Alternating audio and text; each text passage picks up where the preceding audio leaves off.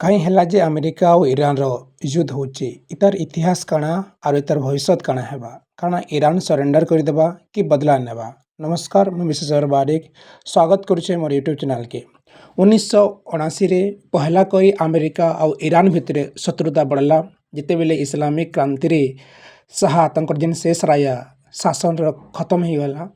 ସେତେବେଳେ କ୍ରାନ୍ତିକାରୀମାନେ ଆମେରିକାର ଦୂତାବାସ ଉପରେ हमला कले और 52टा कर्मचारी के 444 दिन तक बंधक कर बनिक रखी। इ दिन ठारो इ दुई देश भितरे रिश्ता आहरी खराब हो गला।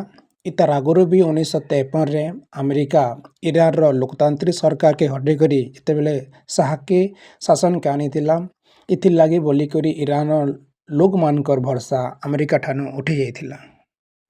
टाइम बदलिवार संगे संगे अमेरिका और इजराइल के इंता लगला जे ईरान परमाणु बोमा तैयारी करछे सेथिर लगी बोली करी ईरान उपरे अमेरिका सेक्शन रो वर्षा कर देला।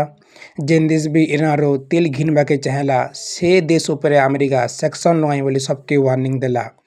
2025-26 रे इ दुई देशर शत्रुता पूरा चरम के पहुंची गला जेतेबेले अमेरिका ईरान रो परमाणु और सैन्य ठिकाना मन को सीधा सीधा हमला कला।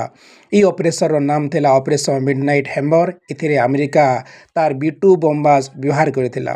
फिर टाइम आसला 28 फेब्रुआरी 2026 अमेरिका और इजराइल दुहे मिसी ईरान रो सुप्रीम लीडर आयतुल्लाह खामेनी को हत्या कले।